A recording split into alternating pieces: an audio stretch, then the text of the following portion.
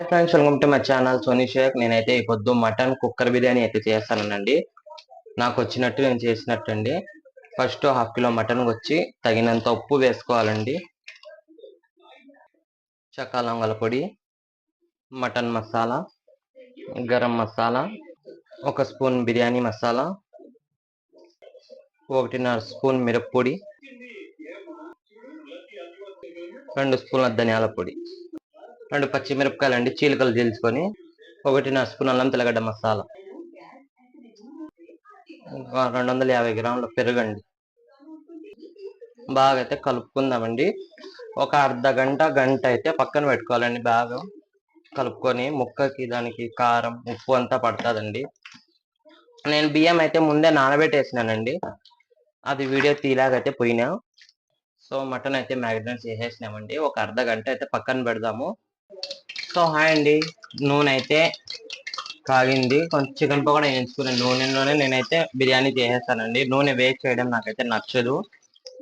అందుకని కొంచెం కొంచెం వేసుకొని నూనె చికెన్ పకోడా అయితే వేయించుకుంటానండి, ఎక్కువ వేసుకోకుండా. తగినన్ని ఎర్రగడ్డలు. సో ఎర్రగడ్డలు అయితే బాగా వేగినాయండి. టమాటాలు వేసుకుందాము. టమాటాలు అయితే వేసి బాగా కలుపుకుందామండి. కుక్కర్ బిర్యానీలో టమాటాలు వేస్తారో వేరు నాకైతే తెలియదండి. నేనైతే యూజ్ చేస్తాను టమాటాలు. కొంతమంది అయితే యూజ్ చేసినారండి. నేనైతే చూసే టమాటాలు అయితే యూజ్ చేసినానండి. కొత్తిమీర పుదీనా అయితే వేసుకుంటున్నానండి. స్పైసెస్ అండి: స్టార్ పువ్వు, పెద్ద ఇలాచి, జాజికాయ, ఇలాచి, స్టేసింగ్ సాల్ట్, సాజీరా, బిర్యానీ ఆకు, రాతి పువ్వు, జాజి పువ్వు అండి.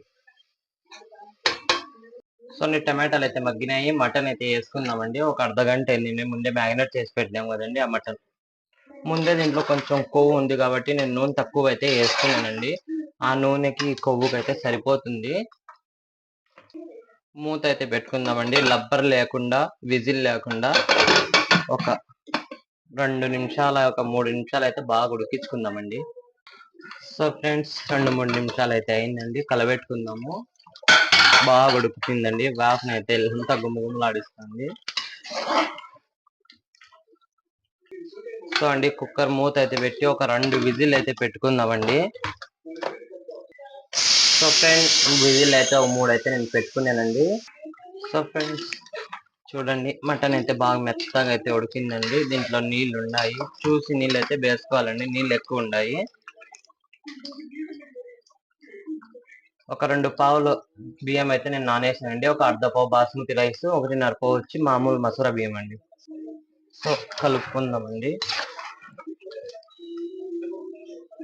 దీంట్లో అర్ధ పావు నీళ్ళు ఉన్నాయండి. ఒక 2.5 పావు అయితే నీళ్లు వేస్తాను ముందే.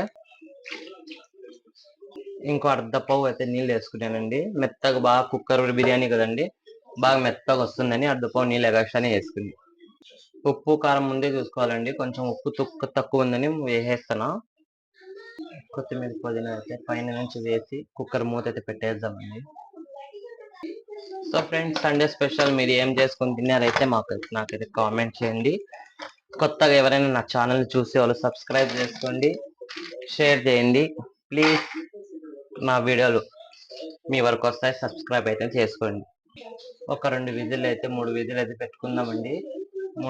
2 విజిల్, 2.5 విజిల్ వస్తే చాలండి. 2.5 విజిల్, 3 విజిల్ పూర్తి కూడా రాకుండా బంద్ చేసేయాలండి. సో ఫ్రెండ్, గ్యాస్ అయితే అయిపోయిందండి. రైస్ కుక్కర్లో అయితే పెట్టేస్తాను. పెద్దోళ్ళు కాదు చెప్పిందండి, ఇంట్లో ఒక వస్తువు తక్కువైనా కానీ ఒక పరాయి ఇంటికి పోవాలా. చూడండి, గ్యాస్ అయిపోయింది. తీసుకుందాం అనుకునే డబల్ సిలిండర్ ఇంకోటి తీసుకోలేకపోయినానండి. అందుకని రైస్ కుక్కర్ ఉంటే రైస్ కుక్కర్లో పెట్టేస్తానండి. ఏంది బా విజిల్ రాలే, విజిల్ రాలే, విజిల్ రాలేదని చూస్తే గ్యాస్ అయిపోయిందండి. ఇంత ఇదైనా తెలుసండి ఇప్పుడు నేను. అందుకే రైస్ కుక్కర్ కడగకుండానే అట్టే పెట్టేస్తానండి. లోపల ఇంకోటి నుంచి గలీజ్ కాదు, అట్టే పెట్టేసి రైస్ కుక్కర్లో అయితే అన్నం పెట్టేసినానండి లాస్ట్కు. మటన్ బిర్యానీ రెడీ అయిపోయిందండి. మొత్తానికైతే ఒకటి అనుకుంటే ఒకటి అయి కూర్చునింది.